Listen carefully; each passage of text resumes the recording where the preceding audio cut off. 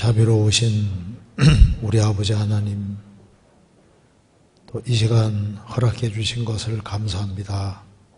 하나님의 말씀으로 평상시에 궁금한 것들을 풀어볼 수 있는 시간 갖게 해주신 것을 감사합니다.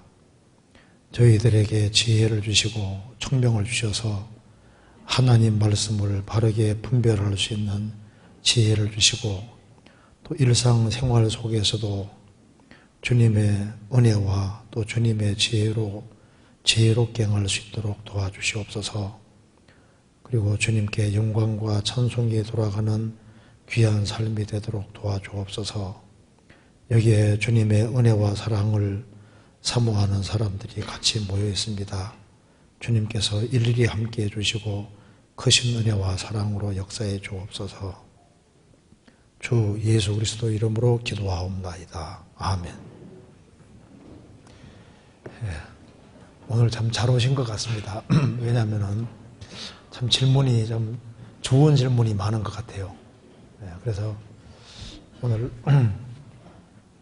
이 질문을 보면 좀 같이 생각할 만한 질문들이 많이 있어서 잘 온 것 같습니다. 그래서 1시간 반 조금 넘을지 모르는데, 가능한 1시간 반 안에 마치도록 하는데, 혹시 조금 더 길어질지도 모르는데 최대한 빨리 끝내도록 해보겠습니다. 지금 질문 한번 읽어보겠습니다. 첫 번째 질문. 구약 성경에는 천국에 대한 명확한 묘사가 없는 것 같습니다. 그렇다면 구약 시대에 대해 유대인들의 생각했던 복이 이 세상에서 오래오래 잘 먹고 잘 사는 것이었는지, 아니면 그들도 우리와 같이 영원한 것을 바라고 기다렸는지 궁금합니다. 참 좋은 질문이죠. 구약 성경 많이 읽어보셨죠? 그러니까 이제 구약 성경에는 천국에 대한 명확한 묘사가 없는 것 같습니다. 조심스럽게 질문했습니다. 네, 없다 이렇게 말하기는 좀 그런 것 같고, 없는 것 같습니다. 이거 봐서는 나름대로 성경을 좀 열심히 읽은 것 같아요. 읽어봐서 천국에 대한 명확한 묘사가 없는 것 같아.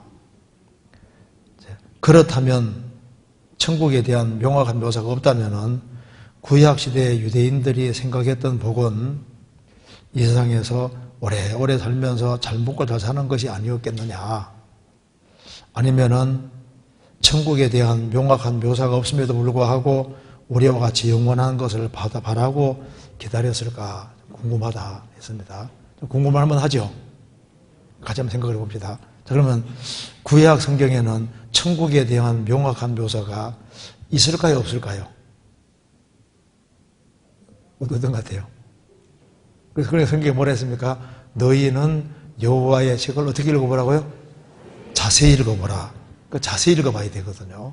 한번 확인 한번 해봅시다. 한번 여기에 역대상 16장 찾아봅시다. 먼저 역대상 16장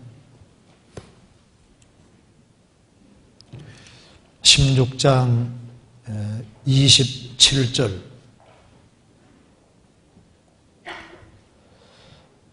같이 읽어보겠습니다. 존귀와 위엄이 그 앞에 있으며 능력과 즐거움이 그 처소에 있도다.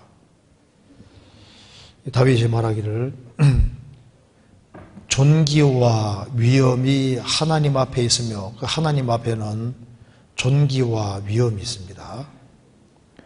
그리고 능력과 즐거움이 그 처소에 있도다. 처소가 뭡니까? 하나님이 계신 곳이 그 처소입니다. 천국이라는 게 뭘까요? 하나님이 계신 곳이 천국이잖아요. 그잖아요. 그러니까 하나님이 계시다는 것은 하나님이 계신 곳이 있다는 얘기예요. 그래서 성경에 말씀하기를 그것을 처소라고 표현을 하고 있습니다. 그래서 하나님이 계신 그 처소에는 능력과 즐거움이 그 처소에 있다. 그래서 천국에는 주님이 계신 그 처소, 주님이 계신 그곳이 천국인데, 주님이 계신 그곳에는 즐거움이 있다고 얘기를 했습니다. 또 한 번 더 찾아보겠습니다. 시편 68편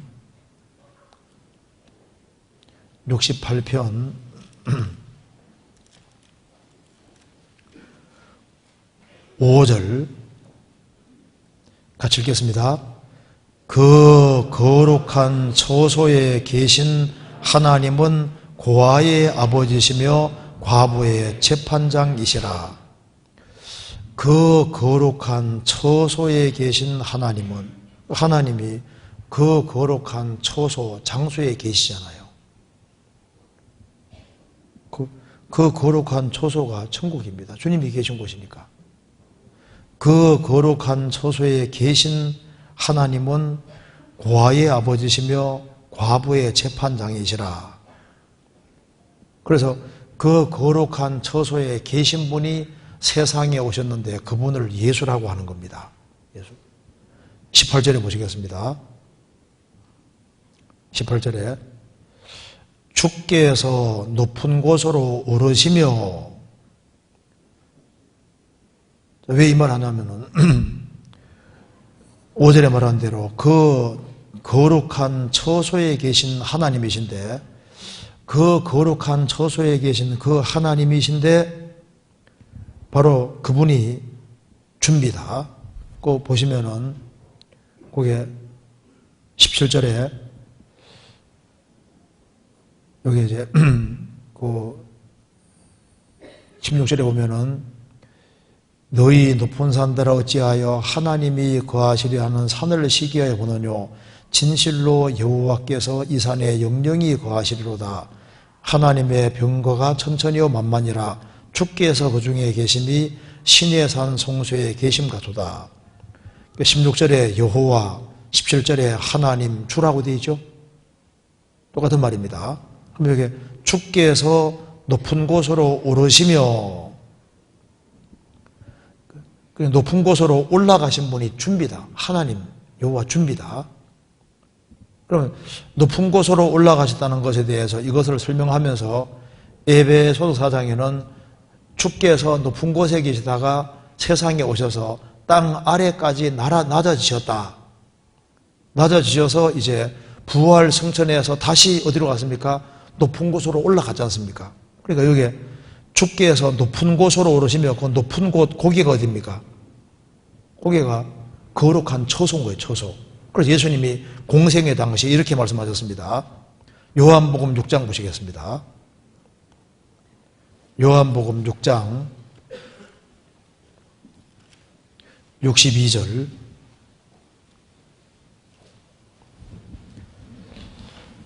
예수님이 이제 하늘에서 내려온 산떡이라고 하니까 마음에 문제가 생긴 겁니다. 제자들 사이에서. 그래서 61절에 예수께서 스스로 제자들이 이 말씀에 대하여 수군거림을 아시고 가라사대 이 말이 너희에게 걸림이 되느냐.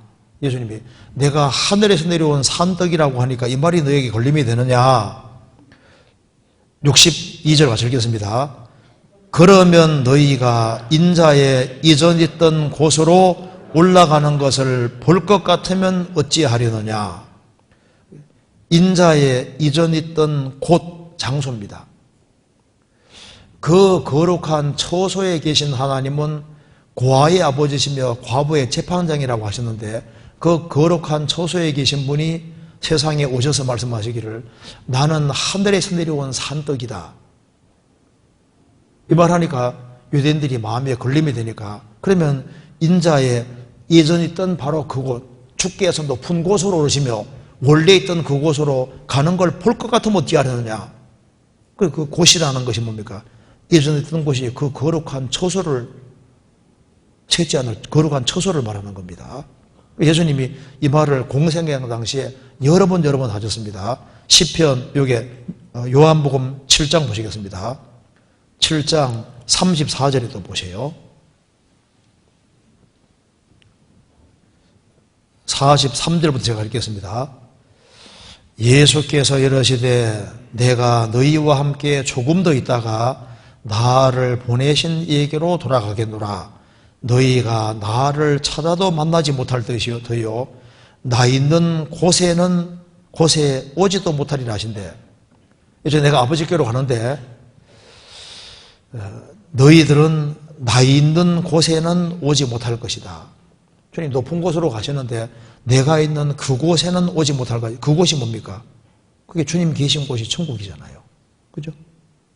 8장 보시겠습니다. 8장 21절. 다시 이르시되 내가 가리니 너희가 나를 찾다가 너희 죄 가운데서 죽겠고 나의 가는 곳에는 너희가 오지 못하리라. 주님이 원래 있던 곳으로 간다고 했죠. 나의 가는 그곳이 어디입니까? 그곳이 그게 주님이 계신 처소인 거예요. 처소. 그잖아요. 요한복음 12장도 봅시다. 12장 26절 같이 읽겠습니다. 사람이 나를 섬기려면 나를 따르라. 나 있는 곳에 나를 섬기는 자도 거기 있으리니 사람이 나를 섬기면 내 아버지께서 저를 귀히 여기시리라. 여기 거기라는 것이 뭐냐면요, 그 거룩한 처소에 계신 하나님인데 그분이 세상에 오셨다가 죽게 해서 높은 곳으로 오르시며 그곳이라고. 그래서 사람이 나를 섬기려면 나를 따르라. 나 있는 곳에, 내가 있는 바로 그곳에, 주님 거기서 오셨으니까 내가 있는 그곳에 나를 섬기는 자도 거기 있을 것이다. 사람이 나를 섬기면 내 아버지께서 저를 귀히 여기실 것이다. 요한복음 17장 24절 같이 읽겠습니다. 17장 24절 같이 읽겠습니다.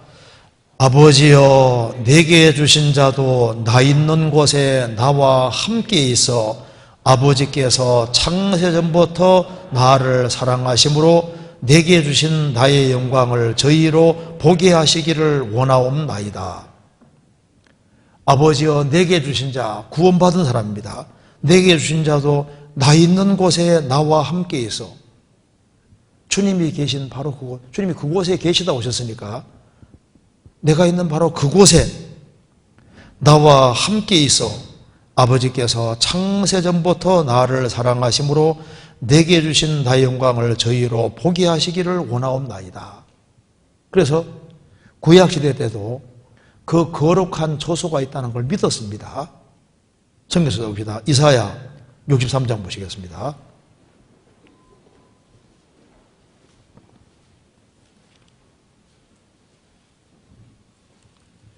그래서 주님이 계시는 곳이란 말과 천국이란 말은 똑같은 말인 거예요. 이사야 63장 15절 제가 읽겠습니다. 주여 하늘에서 굽어 살피시며 주의 거룩하고 영화로운 처소에서 보시옵소서. 주의 열성과 주의 능하신 행동이 이제 어디 있나이까? 주의 베푸시던 강곡한 자비와 긍휼이 내게 그쳤나이다. 이 말에 보면은 주여 하늘에서 굽어 살피시며 주의 거룩하고 영화로운 처소에서 보옵소서. 주님은 주의 거룩하신 하고 영화로운 처소에 계시고 주님 계신 그곳이 있는 거예요. 그러니까 구약시대 사람들도 천국을 믿은 겁니다. 왜냐하면 주님이 계신 곳이 있다고 믿었으니까. 주님이 계신 곳에 가는 것이 천국에 가는 거지 않습니까? 그렇잖아요. 이사야 18장 보시겠습니다.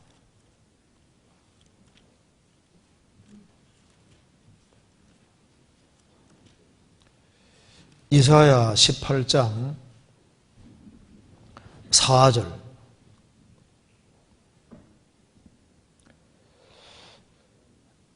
여호와께서 내게 이르시되 내가 나의 처소에서 종용이 감찰함이 쬐이는 일광 같고 가을 더위에 움부갑도다.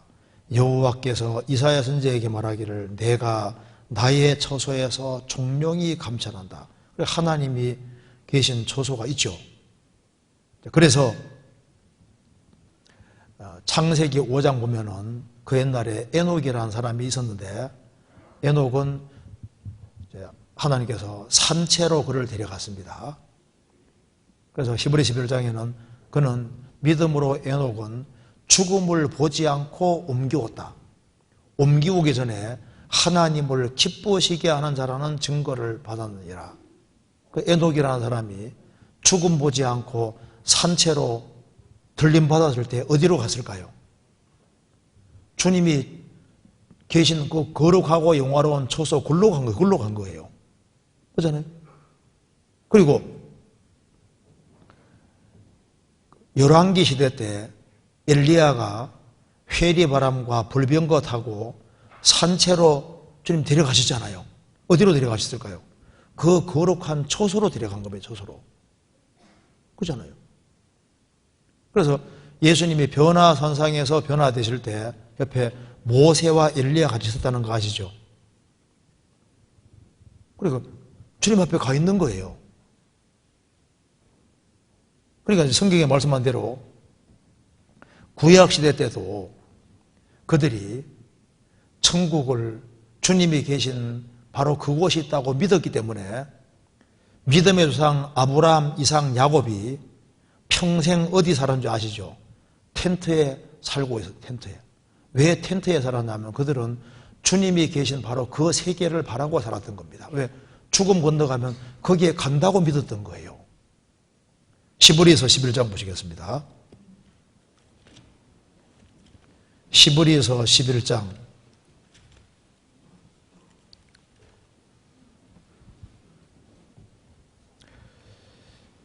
9절입니다. 믿음으로 저가 외방에 있는 것 같이 약속하신 땅에 우거하여 동일한 약속을 유업으로 함께 받은 이삭과 야곱으로 더불어 장막의 텐트에 거하였으니. 자, 아브라함은 엄청난 부자입니다. 318명의 군사를 거느리고 있었으니까 얼마나 큰 부자입니까? 318명을 거느리고 있었거든요. 엄청난 부자인데, 그렇지만 그는 평생 텐트에 살았습니다. 왜 텐트에 살았을까요? 10절에 이는 하나님의 경영하시고 지으실 터가 있는 성을 바랐음이니라. 천성을 바랐다고 했습니다. 그래서 죽음을 건너가는 사람은 주님이 계신 그 거룩한 저소에 갑니다. 그리고 하나님께서 이사야 선지자에게 계시해 주시기를 사람이 궁극적으로 살 새하늘과 새 땅을 말씀해 주셨는데,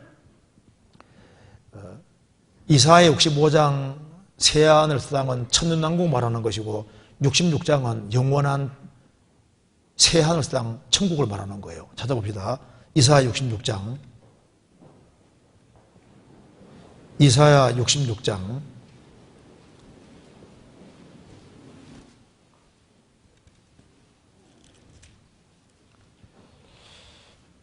22절입니다.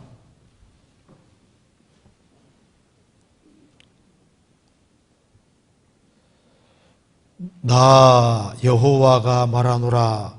나의 지을 새 하늘과 새 땅이 내 앞에 항상 있을 것 같이 너희 자손과 너희 이름이 항상 있으리라. 24절 그들이 나가서 내게 피역한 자들의 시체들을 볼 것이라. 그 벌레가 죽지 아니하며 그 뿔이 꺼지지 아니하여 모든 혈육에게 가정함이 되리라.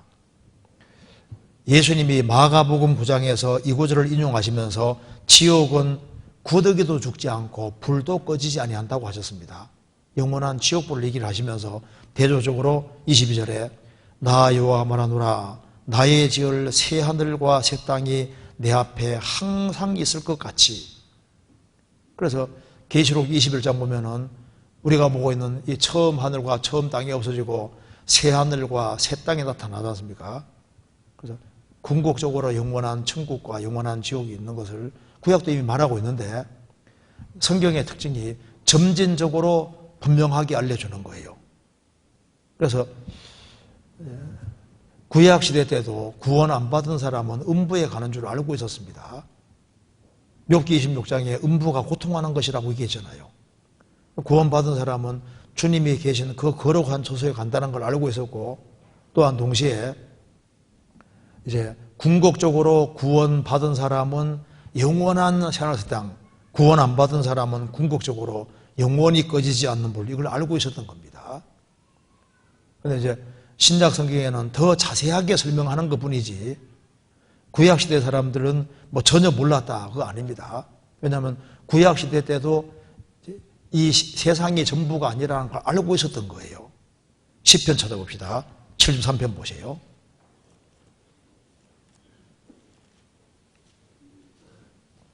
(73편)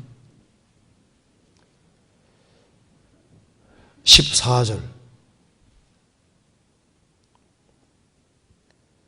내가 어찌면 이를 알까 하여 생각하정 내게 심히 곤란하더니, 여기 14절 15절. 나는 종일 재앙을 당하며 아침마다 징책을 보아도다. 내가 만일 스스로 이르기를 내가 이렇게 말하리라 하였다면, 그다음 읽겠습니다. 주의 아들들의 시대를 대하여 괴휴를 행하였으리이다. 악한 자가 형통하고 의인이 고통받는 것을 보고 시편 기자가 문제가 생겼습니다. 악인은 승승장구하고 자신은 종일 재앙을 당하고 아침마다 징책을 보고 얻어터지고 하니까 세상이 이럴 수 있을까? 마음에 고민되지만 말은 안 했다 그 말입니다. 그래서 내가 스스로 이러기를 내가 이렇게 말하리라, 하나님 너무하시다, 하나님 불의하시다, 이런 엉뚱한 소리를 얘기했다면 큰일 날 뻔했다는 거예요. 주의 아들들의 시대를 대항해서 거짓을 행할 뻔했다는 겁니다. 무슨 시대? 주의 아들들의 시대가 따로 있는 거예요. 지금은 고린도전서 4장에 말한 대로 지금은 인간 시대입니다. 인간 시대. 구원 안 받은 사람이 판치는 시대고, 잠시 후에 주의 아들들의 시대가 따로 온다는 걸 알고 있는 거예요. 그래서 다윗도 말하기를 찾아봅시다. 시편 17편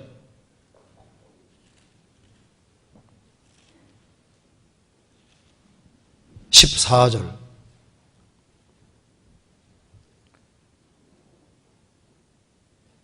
여호와여, 금생에서 저희 분깃을 받은 세상 사람에게서 나를 주의 손으로 구하소서. 그는 주의 제물로 배를 채우심을 입고 자녀로 만족하고 그 남은 산업을 그 어린 아이들에게 유전하는 자니이다. 나는 의로운 중에 주의 얼굴을 보리니 깨를 때 주의 형상으로 만족하리이다. 그러니까 구약시대 참 성도들도 금세 바라고 사는 게 아니에요. 금세가 전부라고 생각하고 사는 게 아닙니다. 그래서 금생에서, 이 세상에서 저희 몫을 다 받은 세상 사람에게서 나를 구별시켜 주십시오. 그들은 주님의 주신 채물로 배를 채우심을 입고 자녀로 만족하고 돈 많이 벌어서 자녀들에게 유전하고 넘겨주는 그 재미로 사는데, 나는 의로운 중에서 주의 얼굴을 보리니 깨를 때, 부활할 때 주의 형상으로 만족하리이다. 그는 내세를 믿고 있고, 죽음 건너가면은 주님 앞에 간다는 것도 믿고 있고, 주님 앞에는 기쁨이 충만하고 영원한 즐거움이 있다는 것도 알고 있고, 장차 부활이 있는 것도 알고 있는 거예요. 욥기 19장에도 나의 이 가죽 이것이 썩은 후에 내가 육체 밖에서 하나님 보리라. 헬라 원어로는, 히브리어로는 육체 밖에서 볼 뿐 아니라 부활의 몸을 입고 볼 것이다. 원래 의미가 두 가지가 포함되어 있습니다. 그러니까 나의 이 가죽 이것이 썩은 후에 내가 육체 밖에서 볼 뿐 아니라 나중에 부활의 몸을 입고도 주님을 보게 될 것이다. 그러니까 벌써 영혼이 있는 것도 알고 있고, 내세가 있는 것도 알고 있고, 부활이 있는 것도 이미 알고 있는 거예요. 그래서 그들은 땅을 보고 살았던 게 아닙니다. 우리 구약 성경 보시면은 가인의 후예와 셋의 후예가 나와 있는데 창세기 4장 5장에 나와 있지 않습니까? 가인의 후예는 가인은 일단 여호와를 떠나서 처음으로 성을 쌓았습니다. 그들은 이제 육축치는 자들이 나오고 그 다음에 각양동철로 날카로운 기계 만드는 사람도 있고 별 사람들이 다 나왔는데 보면은 가인의 후예들은 도시 문명을 발전시키고 그리고 이제 음식 문화도 발전시키고 악기도 발전시키고 기술 문명도 발전시키지 않습니까? 그런데 창세기 5장으로 가면 셋의 후예는 뭐 만들었다는 말이 없잖아요. 그들은 농사 지으면서 경건하게 살고 하늘을 바라고 살아도 하늘을 바라고 아브라함, 이삭, 야곱도 그렇게 살았고 다윗도 시편 119편에서 나의 나그네 된 집에서 자신이 왕궁에 살지만은 나그네라고 분명히 표현을 했습니다. 그래서 헌금을 제일 많이 한 사람이 다윗이잖아요. 1만 달란트. 은금 앞에서 1만 달란트. 그러니까 얼마나 헌금 많이 했냐면 그는 열심히 하나님께 드린 이유가 뭐냐면 땅에 소망 둔 사람이 아닌 거예요. 그는 하나님을 바라고 하나님 앞에 갈 걸 생각하고 살았던 겁니다. 시편 39편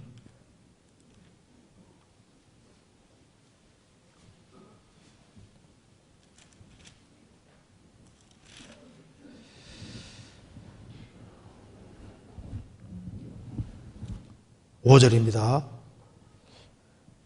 주께서 나의 날을 손넓이만큼 되게 하심에 나의 일생이 주의 앞에는 없는 것 같사오니 사람마다 그 든든히 선 때도 진실로 허사뿐이니이다. 진실로 각 사람은 그림자같이 다니고 헛된 일에 분주하며 재물을 쌓아나 누가 취할런지 알지 못하나이다. 주여 내가 무엇을 바라리요 나의 소망은 주께 있나이다. 그러니까 구약시대나 신약시대나 똑같은 걸 똑같이 믿고 살았다는 걸 알 수가 있는 겁니다. 그렇잖아요. 그렇게 이해하면 되겠습니다. 넘어가도 되겠죠? 그 다음 질문 보면은 주일 말씀에 내가 바다니까 용이니까 라고 하는 본문이 나와 있는데 한번 찾아봅시다. 욥기 7장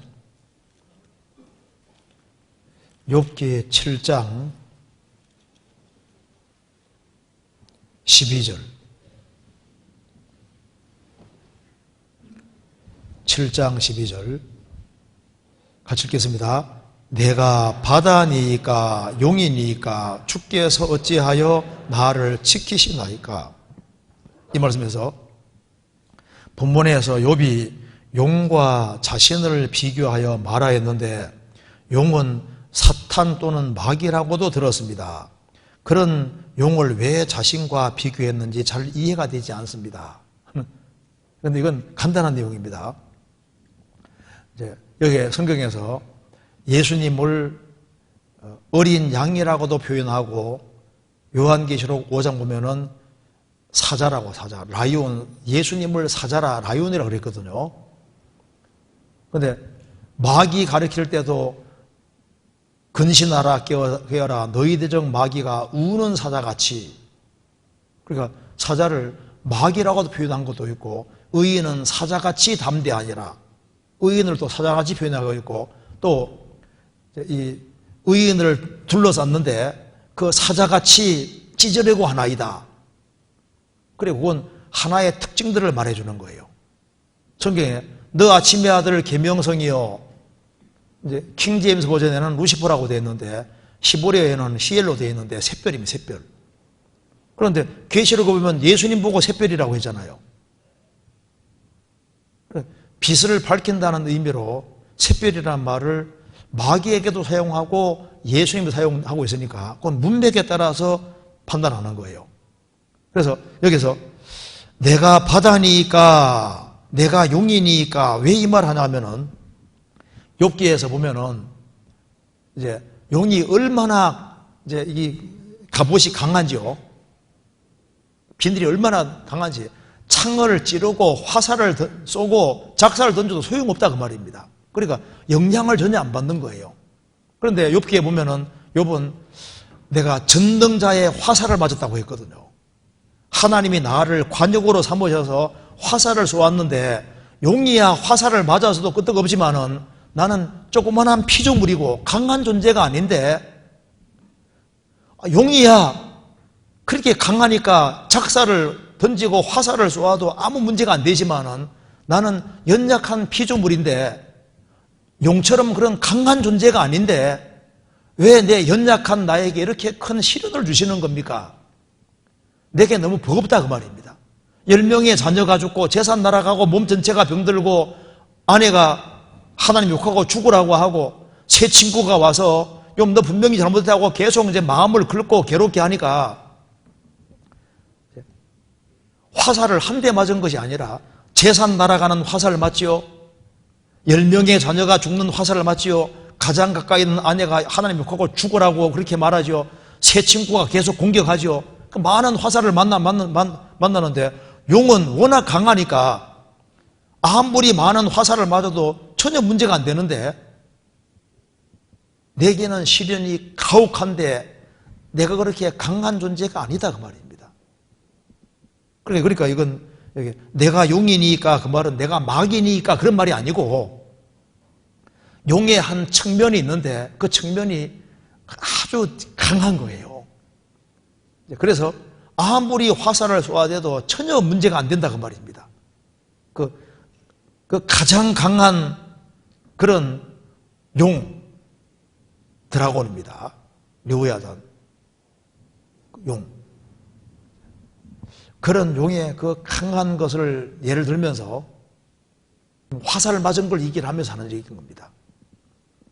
나는 너무 작은 피조물인데 이건 너무 가혹하고 힘들다는 걸 지금 말하는데 내가 이렇게 강한 존재라도 된다는 말입니까? 하는 그 측면을 말하는 거예요. 그러니까 성경에서 어떤 것을 얘기를 할 때 예수님도 사자라고 이렇게 표현됐지 않습니까? 좋은 의미로 사자란 말이다 그 말입니다.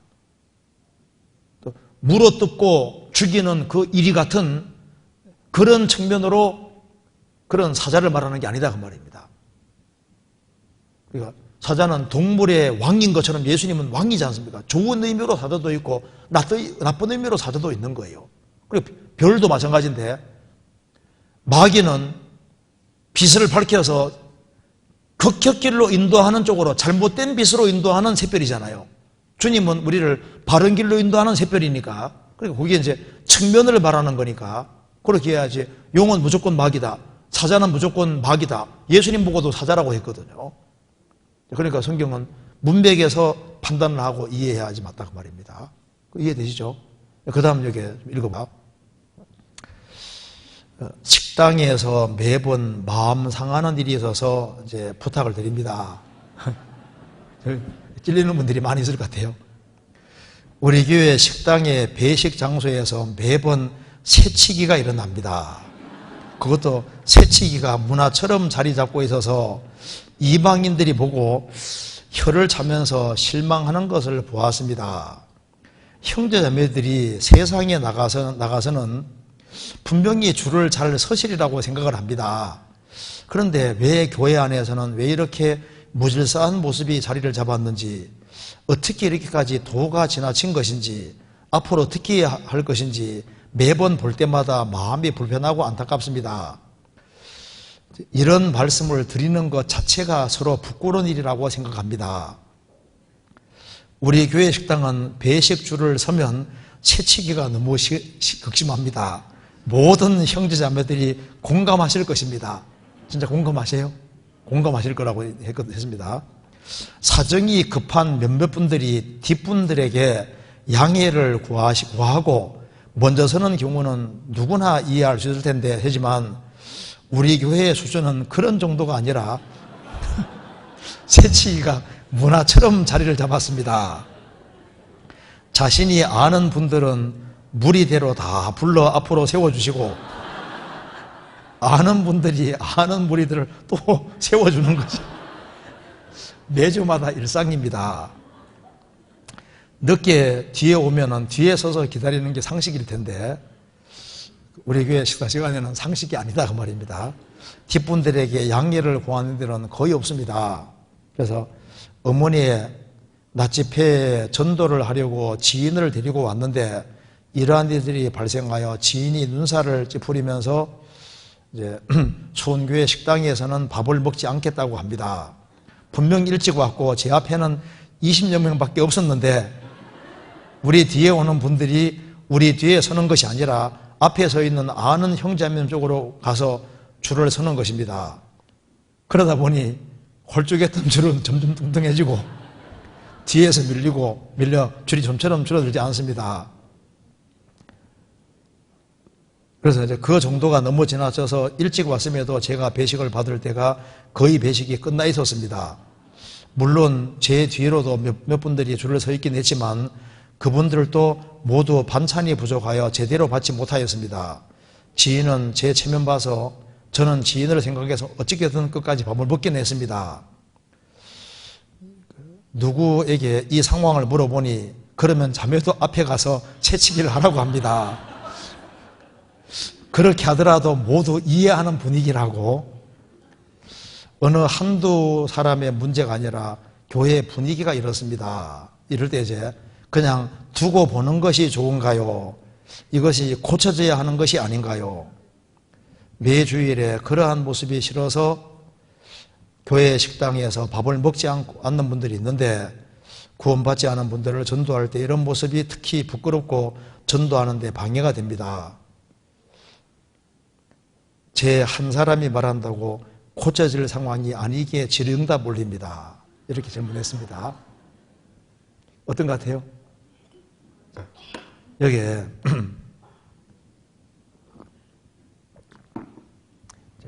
질서를 지키는 게 좋지 않습니까? 그렇지 않습니까? 그런데 이렇게 질서를 조금 안 지킨다고 해서 또 문제가 되는 것도 사실 문제입니다. 왜 그러냐면은 이게 이제 사실 이게 세상하고 또 교회는 또 다른 것이 있는데, 물론 세상에도 이제 질서라는 건 있어야 되는 것이 맞지 않습니까? 어디든 질서라는 것이 있는데, 먼저 이제 이 그리스도인이 됐다는 자체가 그리스도인의 특징 중에 중요한 특징 중에 하나가 뭐냐 하면요. 성경 한번 찾아봅시다. 빌립보서 4장 찾아봅시다. 이제 먼저 그리스도인의 정신부터 잠깐 생각해 봅시다. 빌립보서 4장 5절입니다. 5절에 보면은 너희 관용을 모든 사람에게 알게 하라. 주께서 가까우시느니라. 너희 관용을 모든 사람에게 알게 하라. 주께서 가까우시니라. 관용이라는 건 너그러운 것을 말하는 겁니다. 그러니까 이제 이 그리스도인의 정신 자체가 일단은 구원을 받았다는 자체는 일단 용서하는 마음과 관용하는 마음, 이것이 일단 기본인 거예요. 그리고 이제 하나님 앞에서 지혜롭게 되어 간다는 말 자체가 관용하는 정신이 커지는 것도 들어있는 겁니다. 관용. 성경 찾아봅시다. 야고보서 3장 보시겠습니다.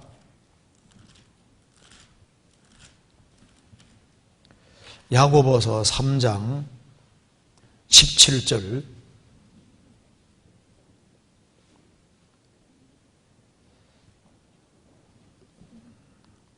오직 위로부터 난 지혜는 첫째 성결하고 다음에 화평하고 관용하고 양순하며 긍휼과 선한 열매가 가득하고 편벽과 거짓이 없나니, 말씀해서 오직 위로부터 난 지혜는 첫째 성결하고 그 다음에는 화평하고 그 다음에는 관용하고 양순하며. 그러니까 이제 위로부터 거듭난 사람은 기본적으로 일단 뭐가 있냐면은 마음에 너그러운 마음, 관용하는 마음이 있는 거예요. 그리고 이제 이 그리스도의 정신이 어떤 거냐 하면은 성경 찾아봅시다. 마태복음 5장 보시겠습니다. 마태복음 5장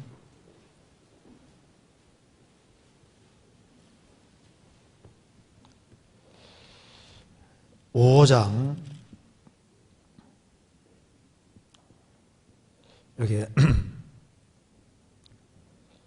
40절에 보면 묘를 나와 있지 않습니까? 또 5장 12절에 제가 38절부터 읽어보겠습니다.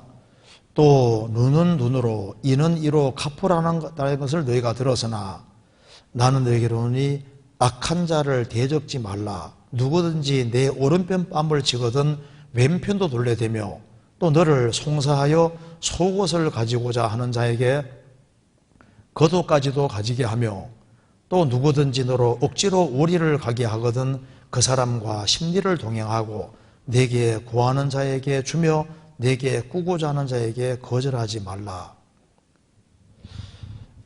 눈에는 눈, 이는 이로란 말을 들었는데 그 원래 뜻이 그런 뜻이 아니라고 설명해 주시는 겁니다. 악한 자를 대적시 말라 하면서 누구든지 네 오른편 뺨을 치거든 왼편도 들려대며 한 운동선수 한 사람이 구원을 예수님 믿게 됐습니다. 그래서 선교팀에 가담해서 큰 텐트를 만드는데 같이 이제 일을 하고 있는데 불량배들이 와서 찌죽대는 거예요. 그래서 이제 이 운동선수는 묵묵히 이제 텐트를 치고 있었습니다. 이제 집회 장소를 이제 치고 있는 겁니다. 만들고 있는데 불량배가 와서 건드리는 거예요. 그래도 이제 가만히 있으니까 불량배 한 사람이 이 사람 운동선수 이걸 따기를 때린 겁니다. 그러니까 운동선수가 이제 예수 믿은 지 얼마 안 되기 때문에 이쪽도 때리라고, 이쪽도. 내가 못 때려주라고 딱 때렸거든요. 그래가지고 그 다음에는 그 운동선수가 예수님 말씀하시기를 오른밤 때리거든 맨편까지 돌려대면 여기까지만 얘기했고 더 이상 얘기 안 했으니까 너희들 잡아 죽었다고 이제 막 전부 다 아주 반전 팼다 그러잖아요. 그런 말이 아니잖아요.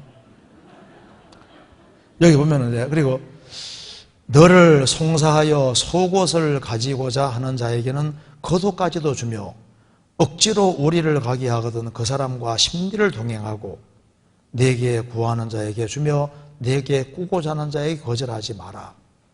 이게 뭐냐면은 이게 기꺼이 희생하고 수고하고 손해보고자 하는 이거 자체가 원래 그리스도의 정신에 속하는 거예요.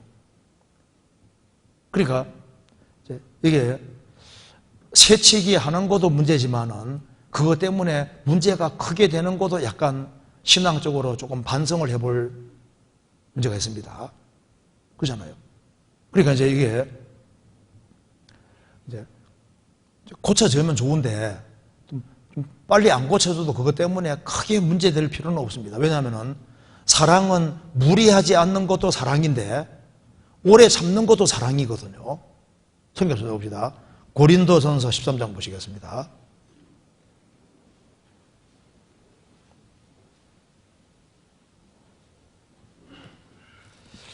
고린도전서 13장 4절에 사랑은 오래 참고 사랑은 온유하며 투기하는 자가 되지 아니하며 사랑은 자랑하지 아니하며 교만하지 아니하며 무리 행치 아니하며 이제 자리를 쫙 있는데 중간에 세치하고 들어가면요 죄송합니다 하고 무슨 이렇게 하면서 이렇게 들어가야지 그게 예의가 맞는 거잖아요. 그 예의에 벗어나는 것은 사랑이 아니다 그 말입니다. 그런데 그것 때문에 마음에 문제가 막 크게 되고 저런 거 빨리 시정 안 한다고 해서 오래 참지 못하면은 그것도 사랑이 아니다 그 말입니다. 그렇죠? 그러니까 사랑은 오래 참고 무리 행치 아니하며 그러니까 무리 행하는 것도 사랑이 아니고 오래 참지 못하는 것도 사랑이 아닌 거예요. 그렇죠? 그리고 뭐 내 겉옷 달라는 것도 아니고 속옷 뺏어가는 것도 아니고 억지로 뭐 오리 가자는 것도 아니고 뭐 잠깐 새치기 하는 건데 조금 더 기다리지 뭐 하고 인내심을 하고 좀 더 기다리지 뭐 그리고 좀 기다리면 주님이 상 더 주시겠지 뭐 그러지 않습니까? 이제 누가 대통령이나 높은 사람들이 와가지고 이제 앞장서서 있지 않습니까? 이제 먼저 음식 다 가려고 그러면 뭐 형제자매를 나보다 낫게 여기고 나보다 더 나은 사람들이 좀 바빠서 뭐 하겠다 이렇게 생각하고 좋은 마음 가지고 관용하는 마음 가지고 하면요 주님께서 그 마음 보시고 야 참 너 참 나를 제대로 배우고 있다고 좋아하시지 않겠어요? 그럴지도 모르죠. 여기 그런데 지금 얘기를 하는 건 조금이면 괜찮은데 너무 심하다고 말입니다. 특히 불신자들에게 보기 안 좋다고 말입니다. 그래서 이걸 오늘 이제 이 얘기가 나왔기 때문에 이제 채찍이 하기가 안 쉬울 것 같아요. 조심해야 되겠다 이 생각을 좀 하고, 그래서 이제 부득이한 상황 때문에 이제 들어가게 된 경우는 뒤에 있는 사람에게 죄송하다고 얘기를 하고 미안하다고 얘기를 하고 이제 그렇게 하고 가능한 한 줄을 서주는 게 좋지 않습니까? 그런데 그걸 그렇게 하면 좋지만은 그렇게 빨리빨리 안 고쳐진다고 해가지고 그렇게 또 크게 문제 삼는 것도 그 좋은 마음은 아닙니다. 그렇잖아요. 왜냐하면 그게 문제가 안 될 때까지 우리 인격도 좀 수양이 돼야 됩니다. 그죠? 큰 문제가 사실 되지 말아야 되거든요. 그래서 예의도 지켜야 되지만은 관용하는 정신도 또 배워야 되는 거예요. 무슨 말이 되시죠? 그러니까 여기에 빨리 고쳐지면 좋지만은 빨리 안 고쳐져도 조금 기다려주고, 또 그리고 또 새치기 하면 항상 뒤에서 뒷골이 자꾸 당기고 찝찝해요. 그러니까 이제 중간에 새치기해서 밥을 먹지만은요, 이 뒤에 캥기는 게 있다니까요. 찝찝하고 이래서는 안 되는데 본인도 알고 있거든요. 알고 있으니까 눈치 보고 또 다른 사람도 그렇게 하니까 따라하기도 하는데, 그러니까 구원받은 사람은 속에도 또 마음이 다 있으니까 이제 너무 새치기 많이 하면 혹시 구원 안 받을지도 모른다 이런 생각하고 그잖아요. 모를 일이죠. 그러니까 좀 이 질문하신 분은 좀 너그러운 마음을 가지고 마음에 크게 문제는 좀 안 됐으면 좋겠습니다. 왜냐면 이게 이런 말 한다고 빨리 고쳐지면 좋은데 빨리 안 고칠 수도 있거든요. 그렇다고 해서 그것 때문에 크게 문제 삼지 않고 너그러운 마음을 가지고 좀 더 지켜보고 그렇게 하는 것이 좋을 것 같습니다. 그래서 이 질문이 생각보다 좀 중요한 질문일 수 있거든요. 그렇잖아요. 그래서 막 원칙 하는데 왜 원칙대로 안 하냐고. 원칙대로 하면은 신앙생활 속에서 자신도 하나님 앞에 판단받을 게 굉장히 많아질 수도 있는 거예요. 그렇잖아요. 그리고 사실은 또 여기가 그리스도인들은 같이 모였지만 사실은 권속 가족이기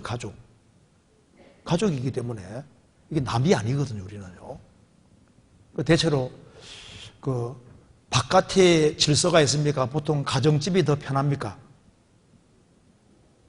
가정집이 좀 편하잖아요. 그렇잖아요. 그리고 이제 보면 이제 철이 누가 없어요?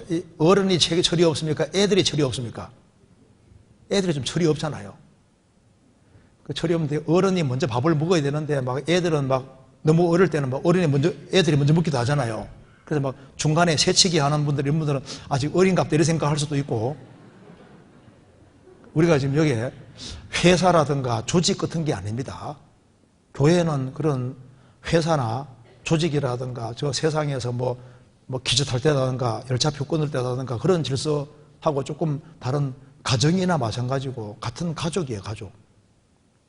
그렇기 때문에 좀 너그러운 마음, 넓은 마음을 가지고 행동을 하고, 또 이제 사람들 중에 모난 사람이 있다 할지라도 그 사람을 주님이 받아주셨으니까 주님이 나를 받아주신 것처럼 기꺼이 받는 마음을 가지고 이제 그런 마음을 가지고 사는 것이 필요하고, 그래서 좀 넓은 마음을 갖는 것이 필요합니다. 왜? 식구들이 많으니까 좀 너긋한 마음, 넓은 마음을 가지고 주님이 우리를 항상 받아주시는 것처럼 받아주는 그런 마음을 가지고 살았으면 좋을 것 같습니다. 로마서 15장 보시겠습니다. 로마서 15장 7절입니다. 15장 7절. 로마서 15장 7절입니다. 같이 읽겠습니다. 이러므로 그리스도께서 우리를 받아 하나님께 영광을 돌리심과 같이 너희도 서로 받으라. 그리스도께서 우리 같은 그 비참한 죄인을 받아주셨습니다. 받아주신 것처럼 너희도 서로 받으라. 기꺼이 받으라는 겁니다. 그래서 이제 조금 더 조심하고, 그래서 부득이한 경우는 또 중간에 이렇게 끼어드는 경우 있다 할지라도 좀 이해하는 마음을 가지고 이제 그렇게 하면 좋겠습니다. 넘어가도 되겠죠? 예. 그 다음에 금식 기도에 관한 문제입니다. 성경에서 금식하며 기도했다는 말씀들이 있습니다. 하나님은 중심을 보시기에 합당한 기도, 간절한 기도라면 당연히 들어주시리라 믿지만 더 나아가 금식하며 기도할 때 하나님이 더 귀를 기울여 주시는지 궁금합니다. 이것 좀 좋은 질문입니다. 성경에 금식에 대해서 많은 말씀이 나와 있는데 여기 이제 그냥 기도하는 거하고 금식하며 기도하는 게 조금 다를 수 있습니다. 왜 다르냐면은 간절함에서 차이가 나게 돼 있어요. 먼저 한번 찾아봅시다. 시편 35편 보시겠습니다.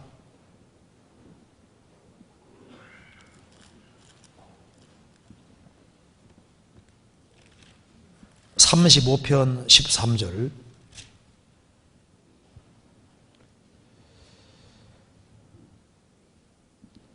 나는 저희가 병들었을 때 굵은 베옷을 입으며 금식하며 내 영혼을 괴롭게 하였더니 내 기도가 내 품에 돌아왔도다. 그러니까 상대방을 위해서 간절히 기도했는데 그 사람들이 전혀 안 받아들일 때는 그 기도가 결국은 자기 품에 들어왔다는 것은 자기만 더 큰 축복을 받는 사람이 되고 상대방은 축복 못 받는 사람이 됐다 그 말입니다. 우리가 전도했는데 그 사람이 끝까지 거절하면은 이 사람에게 빌어준 평강은 내게 오게 돼 있는, 복은 내게 오게 돼 있는 겁니다. 여기 이제 그런데 여기 보면은 금식하며 내 영혼을 괴롭게 하였더니, 그러니까 여기 금식하며란 말이 더 간절한 것이 포함되어 있는 거예요. 그러면 저게 왜 이제 이 구약 시대 때도 신약 시대 때도 이 금식이라는 게 들어가냐 하면은 기도가 더 상달되게 하기 위해서입니다. 그래서 그냥 간절히 기도하는 것도 주님 들어주시지만은 더 간절한 기도로 이제 금식하면서 기도하면 그것은 하나님께 더 잘 상달될 수 있는 거예요. 그죠? 왜?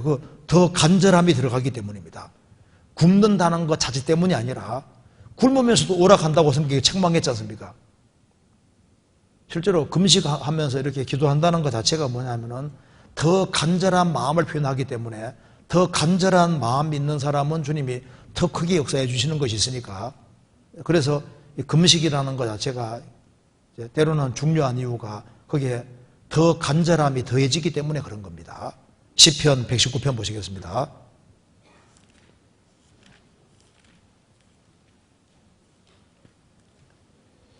(119편) 169절.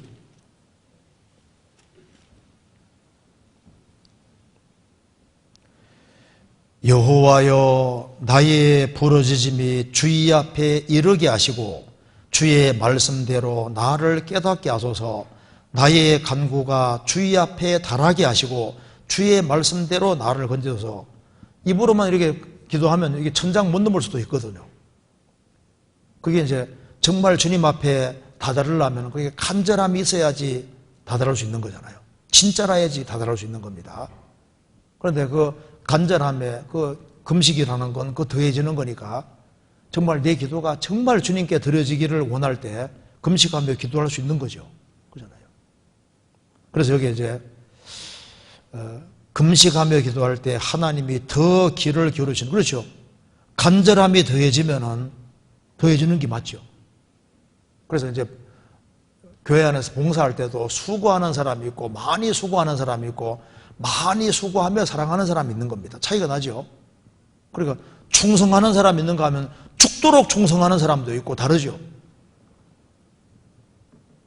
간절함도 정도가 차이 나는데 훨씬 더 강도가 세게 그 간절한 것 중에 하나가 이제 금식하면서 기도하는 것은 그 기도 내용이 분명하고 그리고 그 간절하게 주님 들어주기 원할 때 금식이라는 게 들어갈 수 있는 겁니다. 그래서 금식 자체를 금한 것이 아닙니다. 그렇잖아요.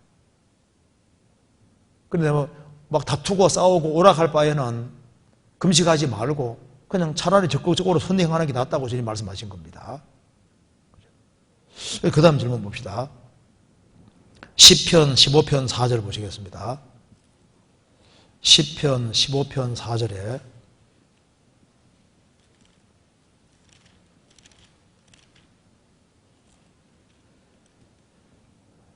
여기에 그 눈은 망령된 자를 멸시하며 여호와를 두려워하는 자를 존대하며 그 마음에 서원한 것은 해로울지라도 변치 아니하며, 이 말씀에서 서원은 어떤 경우에 어떤 방법으로 해야 하는지와 하나님께 서원한 것은 성경 말씀대로 해로울지라도 꼭 지켜야 하는지 궁금합니다. 그렇죠? 서원한 것은 반드시 지켜야 됩니다. 그럼 서원이란 게 뭐냐면은 내가 그냥 마음에 결심을 굳히는 거하고 조금 다른 거예요. 그 서원이라는 건 보통 딜을 하나님께 딜을 하는 거나 마찬가지입니다. 하나님 이렇게 해주시면 내가 이렇게 하겠습니다. 내가 올해는 착하게 살아야지, 오늘 바르게 살아야지 했는데 막 결심이 무너지지 않습니까? 그런 건 그건 결심에 속하는 거. 그거하고 다르게 서원이라는 것은 기본적으로 조건이 걸리는 거예요. 주님이 내게 이렇게 해주시면 내가 이렇게 하겠습니다. 이게 서원이거든요. 그러니까 이제 입다 같은 경우 하나님 전쟁에 승리하면은 이렇게 이 조건을 해주시면은 주님 내가 집안에 나오는 사람 하나를 반드시 드리겠습니다. 이런 서원이거든요. 그러니까 조건이 걸린 조건을 주님 들어주면은 자신이 그렇게 하기로 서원한 경우는 해로울지라도 지켜야 된다고 되어 있잖아요. 그러니까 서원하는 걸 조심하라고 한 이유가 내가 열심히 살아야 되겠다 결심을 고치는 거하고 서원은 조금 개념이 좀 다른 거예요. 서원은 하면은 그거는 더디게 하지 말고 반드시 갚아야 된다고 성경이 말했습니다. 성경 전도서 5장 찾아보시겠습니다. 전도서 5장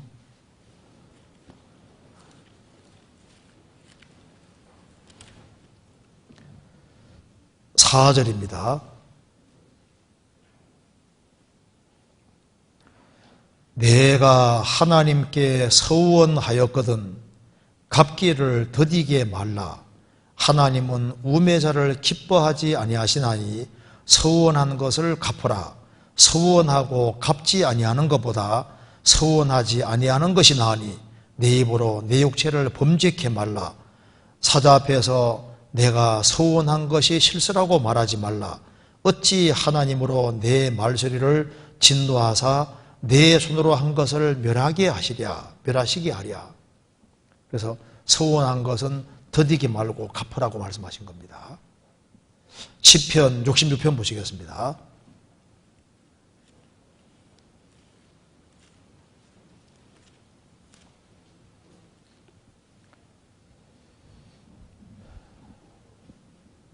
(13절) 내가 번제를 가지고 주의 집에 들어가서 나의 서원을 갚으리니 이는 내 입술이 바란 것이요 환난 때 내 입에 말한 것이니이다. 그래서 입으로 서원을 했으면은 그 서원한 것 자체는 지키라고 성경에 말씀하셨고 그 서원한 걸 지키지 아니하면 여러모로 분명히 징계 같은 게 있을 겁니다. 그러니까 서원은 조심하라고 주님 말씀하신 거예요. 그리고 이제 그 다음에 질문입니다. 교회 안에서 외롭고 형제자매들과 어울리기 힘듭니다. 오랜 시간 교제에 떨어지지 않고 꾸준히 적극적으로 나오고 있으나 친해지고 깊은 교제를 나누기 어렵습니다. 신앙생활을 혼자서는 할 수 없고 다 같이 해야 한다고 말씀하시며 동고동락해야 하고 시편 133편 말씀을 인용해 주실 때마다 마음에 눌림이 됩니다. 원래 성격이 내성적이고 혼자 있기를 좋아하지만 형제 자매님들을 사랑하는 마음이 많이 부족한 것 같습니다. 어떻게 해야 좋을지 조언을 부탁드립니다. 제가 먼저 사랑하며 노력해도 부족한 것 같습니다 하는 질문입니다. 참 이게 솔직한 질문이지 않습니까? 교회 안에서 외롭다. 같이 있지만은 외롭다. 실제 이럴 수 있습니다. 식구들하고 섞여 있지만은 외로울 수 있는 거예요. 그리고 형제매들과 어울리기 힘이 듭니다. 이제 성격이 내성적이고 혼자의 길을 좋아한다. 이런 성격이 있는데 타고나서 그런 경우도 있고 타고날 때부터 혼자 있는 것 좋아하는 사람도 있어요. 또 가정 환경 때문에 그렇게 된 경우도 있고 또 어릴 때 상대방 어떤 사람에게 이제 큰 상처를 받아서 대인 기피증이 생긴 경우도 있고 뭐 여러 가지 이유가 있습니다. 그런데 그래서 이제 형제자매들과 어울리기 힘이 듭니다. 그리고 어울리기 힘든 사람들도 있어요. 실제로. 그런데 이게 참 감사한 것은 오랜 시간 교제에 떨어지지 않고 꾸준히 적극적으로 나오고 있다. 이게 중요한 거예요. 그리고 친해지고 깊은 교제를 나누기 어렵다. 성격적으로도 이럴 수 있고 또 이런 것이 꼭 신앙적으로 꼭 문제 있다고 생각할 수 없습니다.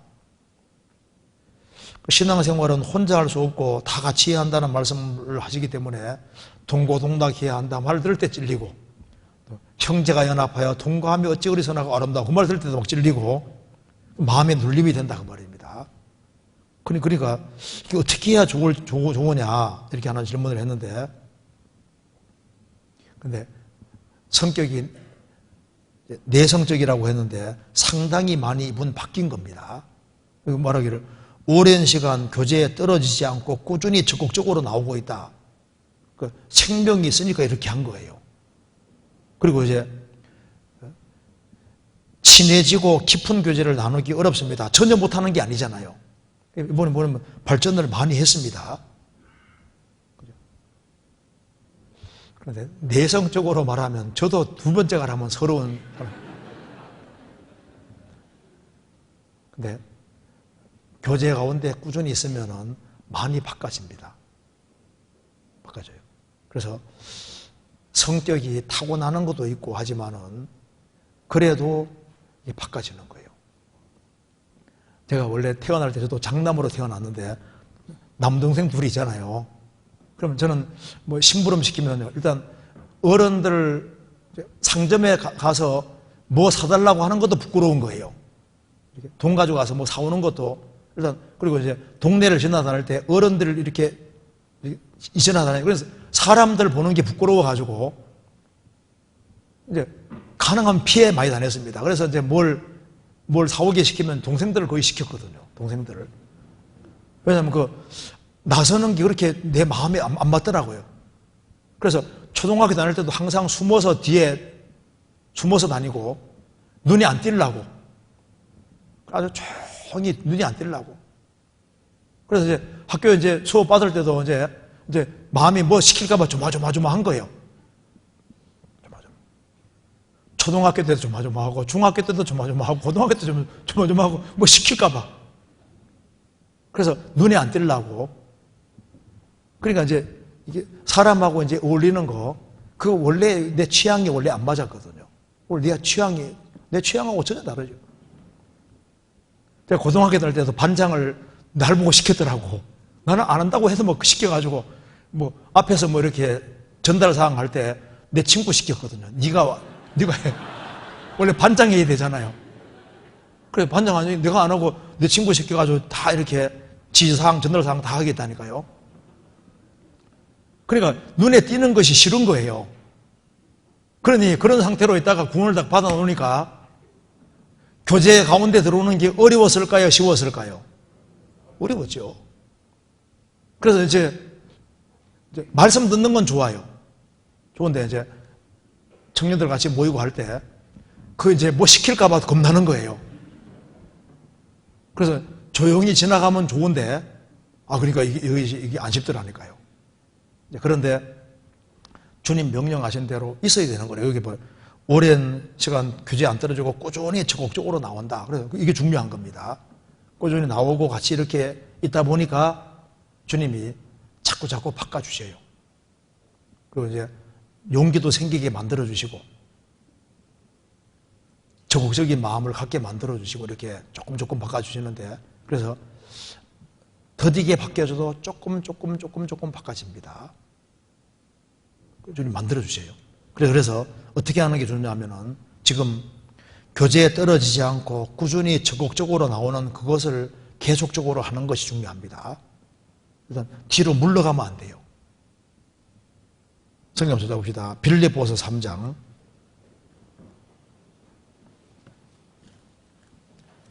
빌립보서 3장 16절에 같이 읽겠습니다. 오직 우리가 어디까지 이르렀든지 그대로 행할 것이라. 오직 우리가 어디까지 이르렀든지 그 위치에서 물러나지 말고 그대로 행하는 걸 주님 원하시는 겁니다. 오직 나의 의인은 믿음으로 말미암아 살리라. 또한 뒤로 물러가면 내 마음이 저를 기뻐하지 아니하리라 하셨느니라. 히브리서 10장 38절에 오직 나의 의인은 믿음으로 살리라. 뒤로 물러가면 하나님 마음이 안 기뻐한다고 말입니다. 그래서 주님이 공동체 안에 거하라 그랬으면은 자기 마음은 내키지 않을지라도 그걸 말씀에 따라서 굴복시키는 그게 신앙인 거예요. 내가 원치 않지만은 하나님 말씀이 그렇게 되어 있기 때문에 그 말씀 앞에 굴복하는 것이 신앙이거든요. 그래서 하기 싫은 것을 안 하는 것은 불순종입니다. 하기 싫더라도 하는 것이 순종이고 그걸 잘하는 거예요. 그리고 억지로라도 말씀이 그렇게 되어 있으면 하는 것이 그게 지혜로운 겁니다. 그리고 그렇게 하면은요, 주님이 기질을 조금씩 바꿔줘요. 조금씩. 그리고 하나님께서는 당장에 안 바꿔줘도 조금이라도 바꿔지면 기뻐하십니다. 어떤 분에게 아기가 태어났는데 정박합니다. 그런데 16살인가 될 때까지 말을 못 하는데 16살인가 됐을 때 어머니, 엄마, 아빠라고 말을 할 때 얼마나 그 감동인지 얘기가 있잖아요. 그러니까 키우는 가운데 조금이라도 발전되는 모습 보이고 조금이라도 변하는 모습 보이면 좋아하시는 거다니까요. 창세기 1장에 태초에 하나님이 천지를 창조하시니라. 땅이 혼돈하고 공허하며 흑암이 깊음에 있고 하나님의 신은 수면에 운행하시니라. 하나님이 가라사대 빛이 있으라 하시며 빛이 있었고 그 빛이 하나님 보시기에 좋았더라. 혼돈하고 공허한 지구에 빛이 들어오니까 주님께서 빛을 보시고 좋았더라. 아직까지 식물도 동물 아무것도 없는데 빛을 보시고 좋았다고 했잖아요. 아기가 태어나면 태어나는 걸 보고 좋아합니다. 그런데 이제 셋째 날에는 바다에서 육지가 구별되고 그게 식물이 생기고 그 뒤에 동물이 생길 때 좀 계속 좋아했다고 하지 않습니까? 지구가 조금 바뀌어지니 그때마다 좋았다고 주님 하신 겁니다. 주님은 우리를 구원하셨고 우리 편에 속해 있기 때문에 우리가 꾸준히 신앙생활하는 걸 아주 기특하게 생각을 하시고 기뻐하시는 거예요. 그리고 말을 전혀 안 하던 사람도 교제 가운데 한마디씩 하면 좀 기뻐하신다니까요. 얘가 조금은 바뀌었네. 조금 바꿔진 거 가지고도 기뻐하시는 거예요. 그래서 이제 이 모임을 할 때 내성적인 것은 별 문제 안 돼요. 왜냐하면 일단 문제를 별로 주기가 어렵거든요. 많은 문제가 말 때문에 생기는데 일단 말을 적게 하니까 일단은 문제 줄 리가 없고 그렇잖아요.